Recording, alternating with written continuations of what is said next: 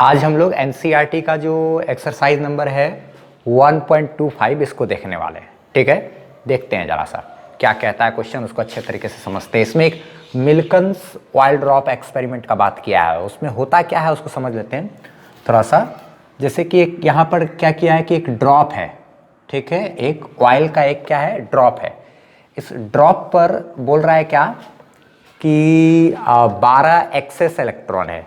12 को क्या है एक्सेस इलेक्ट्रॉन। एक्सेस इलेक्ट्रॉन कहने का मतलब जितना इसके पास प्रोटॉन है उसके तुलना में 12 इलेक्ट्रॉन का संख्या इसके पास ज़्यादा है ना। हम लोग जैसे कि अगर मान लिया जाए एक एग्जांपल के लिए, अगर इसके पास 500 प्रोटॉन है तो 512 इलेक्ट्रॉन है। 500 प्रोटॉन है तो 512 इलेक्ट्रॉन है, तो 500 प्रोटॉन 500 इलेक्ट्रॉन को संभाल लेगा। 12 इलेक्ट्रॉन क्या है एक्स्ट्रा, तो 12 इलेक्ट्रॉन एक्स्ट्रा है तो 12 इलेक्ट्रॉन का चार्ज यहाँ पर दिखेगा। यानी कि एक इलेक्ट्रॉन पर कितना चार्ज होता है, एक ई, यानी कि 1 इंटू 1.6 इंटू 10⁻⁻19 पर इलेक्ट्रॉन का चार्ज। 12 इलेक्ट्रॉन पे कितना चार्ज होगा, 12 ई, क्यू बराबर एन ई से। तो यहाँ पर जो चार्ज होगा इसके पास वो चार्ज होगा क्यू बराबर एन ई के वजह से कितना, एन यानी कि 12, ई का वैल्यू 1.6 इंटू 10⁻⁻19, इतना कूलम चार्ज होगा। और ये चार्ज होगा कैसा, माइनस में, निगेटिव चार्ज होगा। ठीक, अच्छा, इस ऑयल ड्रॉप के पास इतना चार्ज है -12 गुना 1.6 इंटू 10⁻⁻19, इतना कूलम चार्ज है। अच्छा, जैसे ही इसको क्या करेंगे, जैसे छोड़ेंगे तो ये ड्रॉप को क्या हो जाना चाहिए, नीचे गिरना चाहिए, नीचे गिरना चाहिए। नीचे यहाँ पर क्या है, अर्थ है, इस तरीके से क्या है, अर्थ है। ठीक है, तो इसको यहाँ से छोड़े तो ग्रेविटी के वजह से ये नीचे आ जाना चाहिए। ठीक, लेकिन क्या किया गया है यहाँ पर इलेक्ट्रिक फील्ड दिया हुआ है। इलेक्ट्रिक फील्ड का वैल्यू 2.55 इंटू 10⁴ न्यूटन पर कूलम है। अच्छा, क्या है कि ग्रेविटेशनल फोर्स इसको नीचे की ओर खींच रहा होगा। ग्रेविटेशनल फोर्स की बात करें तो force due to gravity, F G लिखने का मतलब ग्रेविटेशनल फोर्स, वो किधर लग रहा होगा, इस पर, नीचे की ओर। क्यों, क्योंकि अर्थ खींच रहा है इसको। अच्छा ठीक है, अब क्या है कि यहाँ पर एक इलेक्ट्रिक फील्ड भी दिया हुआ है, और वो इलेक्ट्रिक फील्ड इस तरीके से है कि इस चार्ज पर जो इलेक्ट्रिक फोर्स लगेगा इलेक्ट्रिक फील्ड के वजह से, वो लगना चाहिए ऊपर। तो इलेक्ट्रिक फोर्स तब तो लगेगा ऊपर और नीचे की तरफ लगेगा ग्रेविटेशनल फोर्स। अगर ऊपर का इलेक्ट्रिक फोर्स और नीचे का ग्रेविटेशनल फोर्स दोनों जब बराबर होगा तो नेट फोर्स हो जाएगा 0, और ये जो ऑयल है, ऑयल ड्रॉप है, ये मेरा यहीं का यहीं टिका रह जाएगा। इसी कॉन्सेप्ट पर बात करता है कौन, मिल्कन्स ऑयल ड्रॉप एक्सपेरिमेंट। ठीक है, अच्छा, तो इसके ऊपर मास के वजह से नीचे की ओर क्या लगेगा, ग्रेविटेशनल फोर्स। और वो ग्रेविटेशनल फोर्स कितना होगा, इस ऑयल ड्रॉप का मास इनटू क्या, जी, जी यानी कि एक्सेलरेशन ड्यू टू ग्रेविटी 9.81 इतना मीटर पर सेकेंड स्क्वायर दिया हुआ है इसका वैल्यू। mg फोर्स जो है ग्रेविटेशनल फोर्स नीचे लगता है, हम लोग जानते हैं ये बात। अच्छा ठीक है, इसमें इलेक्ट्रिक फील्ड किस दिशा में दे, ऊपर की नीचे, दिमाग लगाना। हम लोग जानते हैं कि एक निगेटिव चार्ज पर हमेशा इलेक्ट्रिक फील्ड के उल्टा डायरेक्शन में फोर्स लगता है, ये हम लोग पढ़ चुके हैं ना। मेरे प्लेलिस्ट में इलेक्ट्रिक फील्ड जो था उसमें हम लोग ये सब चीज़ पढ़े थे। तो हमको क्या करना पड़ेगा, इलेक्ट्रिक फील्ड नीचे की ओर देना पड़ेगा, इस तरफ, इस तरफ, इस तरफ इलेक्ट्रिक फील्ड देना होगा। ये तो ग्रेविटेशनल फोर्स लग रहा है ग्रेविटी की वजह से, लेकिन इलेक्ट्रिक फील्ड को क्या करना है, हमको नीचे की ओर दर्शा रहा है। इलेक्ट्रिक फील्ड नीचे की ओर दर्शाएंगे और इलेक्ट्रिक फील्ड का जो वैल्यू होगा वो होगा कितना, 2.55 इंटू 10⁴ न्यूटन पर कूलम। इतना है इलेक्ट्रिक फील्ड का स्ट्रेंथ ना, और वो भी किधर, नीचे की ओर। ये नीचे की ओर तब ना, निगेटिव चार्ज पर किधर फोर्स लगेगा, इलेक्ट्रिक फील्ड के उल्टा डायरेक्शन में। हम लोग जानते हैं निगेटिव चार्ज पर जो फोर्स लगता है वो इलेक्ट्रिक फील्ड के उल्टा डायरेक्शन में फोर्स लगता है। ठीक, अच्छा, इस पर इलेक्ट्रिक फोर्स एफ ई यानी कि क्या, इलेक्ट्रिक फोर्स, इलेक्ट्रिक फील्ड की वजह से इलेक्ट्रिक फोर्स लगेगा ऊपर, और नीचे लगेगा ग्रेविटी की वजह से कौन सा, ग्रेविटेशनल फोर्स। तो नीचे का ग्रेविटेशनल फोर्स और ऊपर का इलेक्ट्रिक फोर्स जब दोनों बराबर होगा तो नेट फोर्स कहलाएगा क्या, 0। ऊपर का इलेक्ट्रिक फोर्स, नीचे का ग्रेविटेशनल फोर्स, दोनों कैंसिल, नेट फोर्स क्या हो गया, 0। तो जब नेट फोर्स 0 हो गया तो ये यहीं का यहीं ऑयल ड्रॉप खड़ा रहेगा। ठीक है, यही एक्सपेरिमेंट था मिल्कन्स का।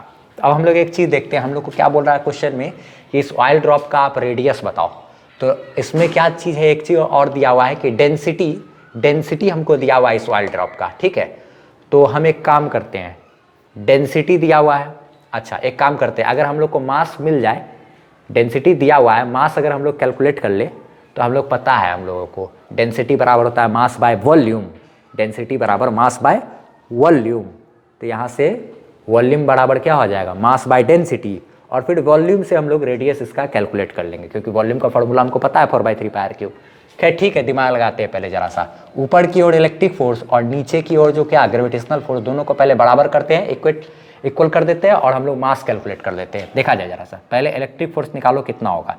इलेक्ट्रिक फोर्स Fe का मतलब इलेक्ट्रिक फोर्स, इलेक्ट्रिक फोर्स कितना लगेगा, इलेक्ट्रिक फोर्स होता है QE, charge into electric field, charge into electric field.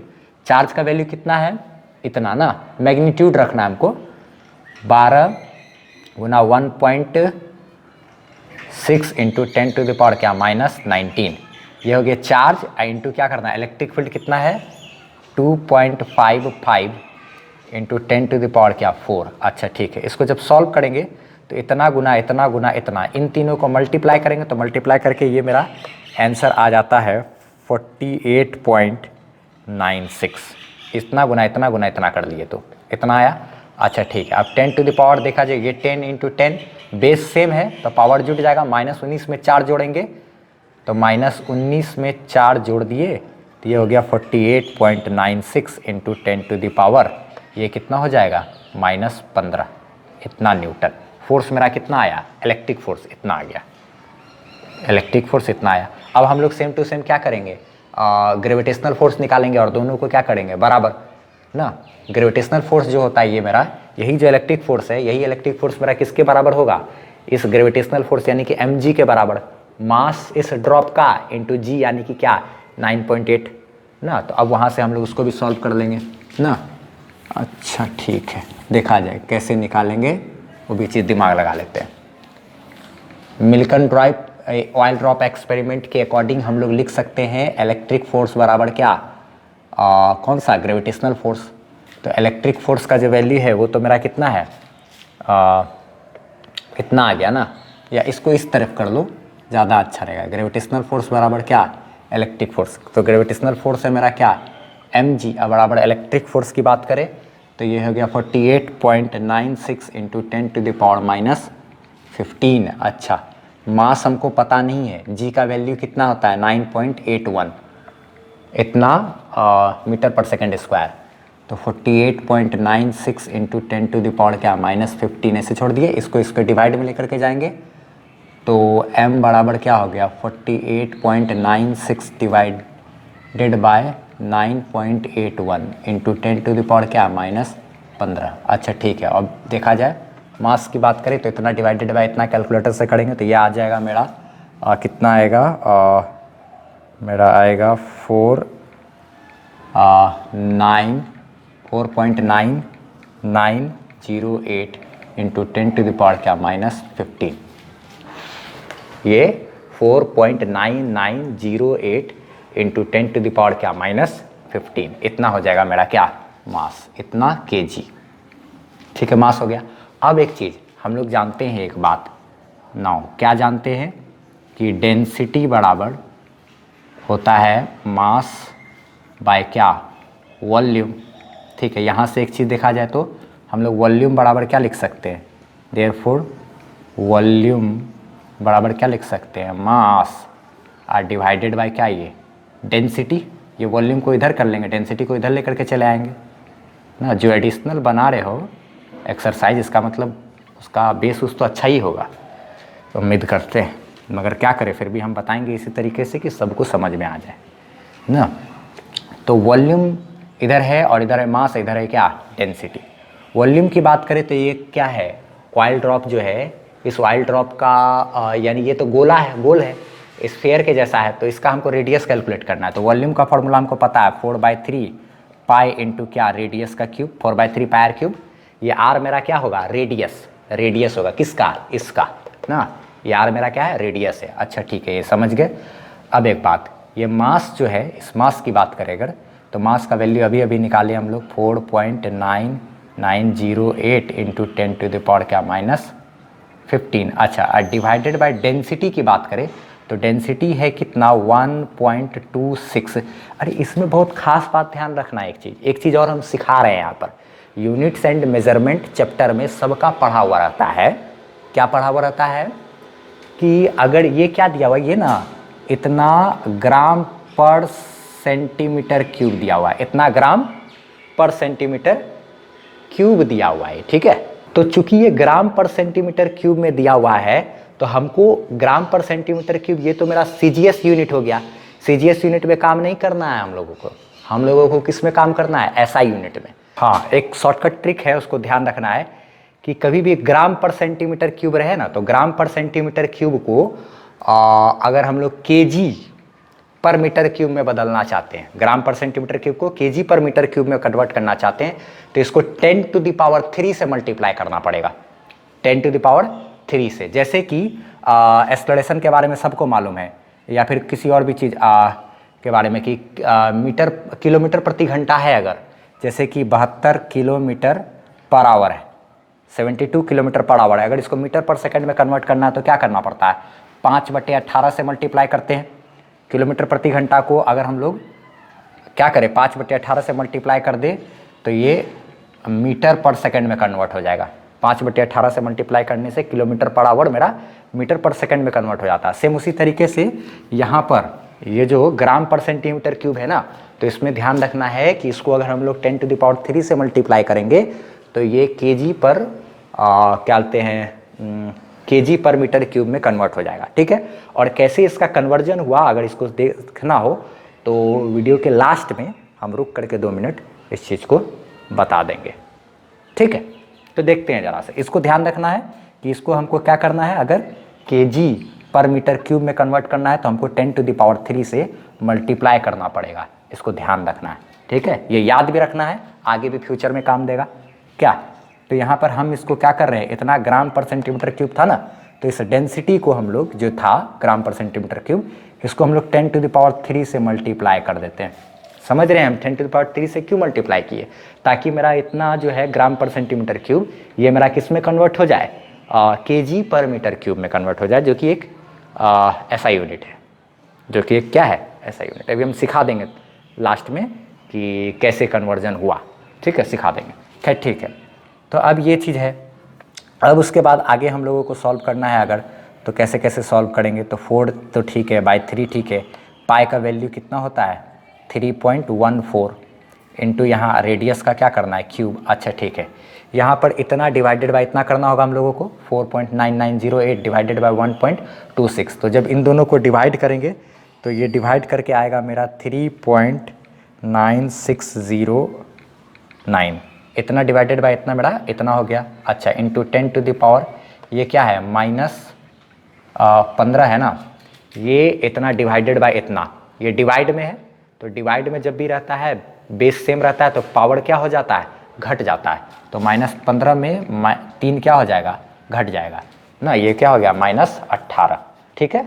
अच्छा अब एक चीज़, अब एक काम करते हैं, अब ये r³ को हम लोग इसी साइड रखते हैं और एक काम करते हैं कि इसको और इसको दोनों को हम लोग इधर भेज देते हैं और ये 3 को उधर भेज देते हैं।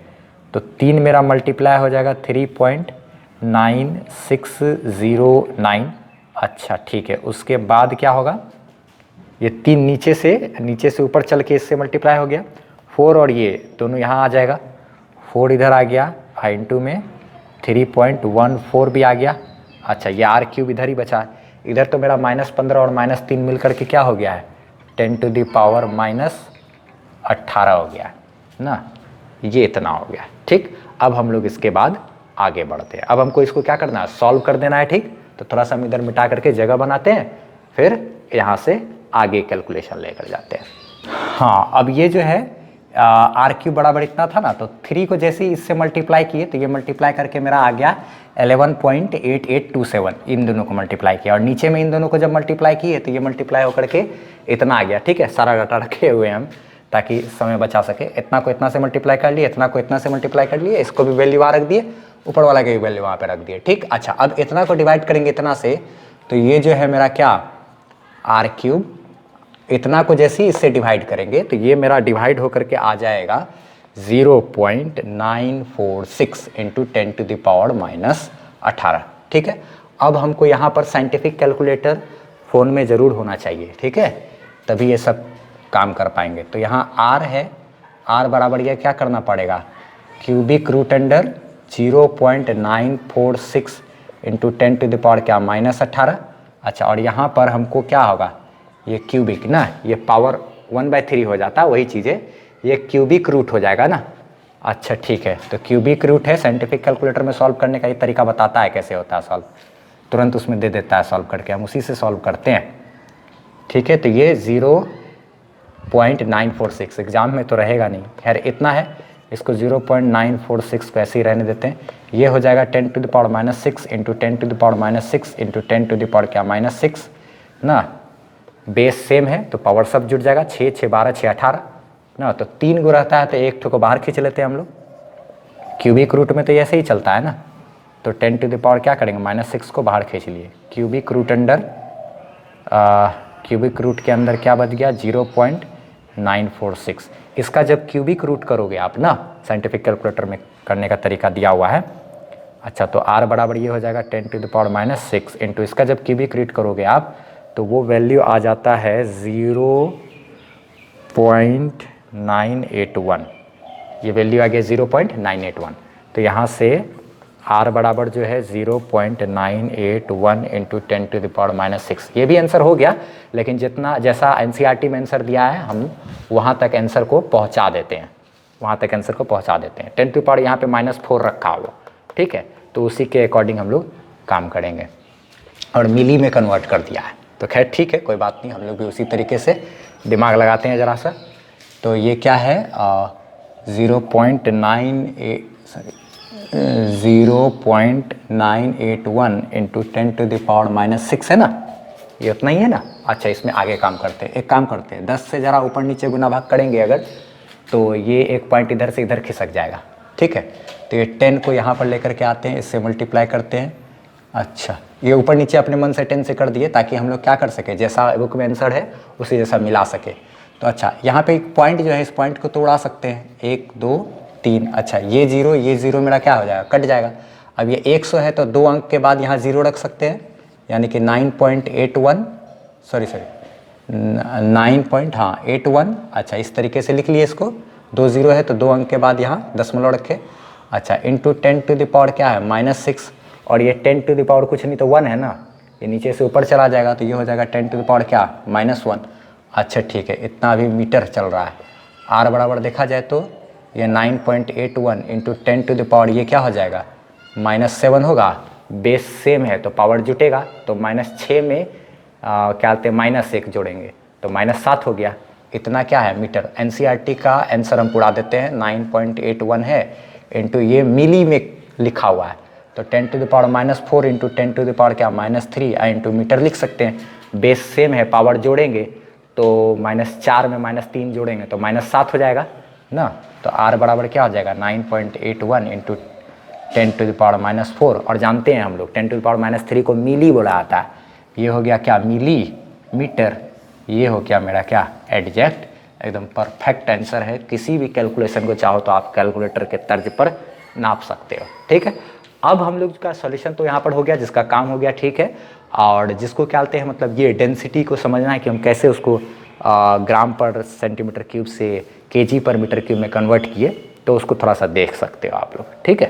अभी रुक करके ऐसे यूट्यूब पर भी सर्च कर सकते हो, ग्राम पर सेंटीमीटर क्यूब लिख करके कैसे 2 kg पर मीटर क्यूब कैसे कन्वर्ट करें, वो सब सीख सकते हो। देखो इतना है ना, तो इसको हमको पहले क्या करना होगा, ग्राम को केजी में कन्वर्ट करेंगे अगर, तो 1.26, इसको अगर पहले केजी में कन्वर्ट करेंगे तो हमको क्या करना पड़ता है, 1000 से डिवाइड करना पड़ता, तो ये ग्राम से क्या हो गया केजी में। अब रही बात सेंटीमीटर क्यूब की, तो बटे में क्या है, सेंटीमीटर का क्यूब है ना नीचे में, ये तो मेरा किलोग्राम हो गया, ग्राम से ये मेरा क्या हो गया इतना केजी, और नीचे में सेंटीमीटर क्यूब है, तो सेंटीमीटर को अगर हमको मीटर में कन्वर्ट करना होता है, तो सेंटीमीटर को मीटर में कन्वर्ट करने के लिए, सेंटीमीटर का क्यूब है ना, तो सेंटीमीटर को मीटर में कन्वर्ट कर लिए हम लोग क्या करते हैं, 100 से भाग देते हैं, 100 से क्या करते हैं भाग देते हैं, तो सेंटीमीटर मेरा किस में कन्वर्ट हो जाएगा, मीटर में ना, उसी का क्यूब है।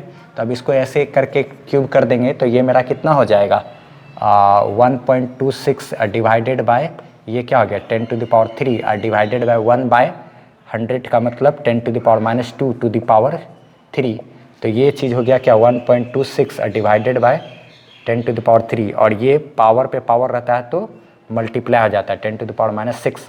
अच्छा ठीक, हाँ ये इस तरीके से हो गया, ये हो गया, ये हो गया। अब इसको यहाँ पे कर दिया। अब इसके बाद आगे इसको सॉल्व करना चाहें हम लोग तो ऐसे करके सॉल्व कर सकते हैं। 1.26 है ही, ये इसके नीचे आ जाएगा 10⁻³ इंटू 10⁻, क्या ये -6, बेस सेम है, पावर जुटेगा तो -6 में 3 जोड़ेंगे तो -3 हो जाएगा ना।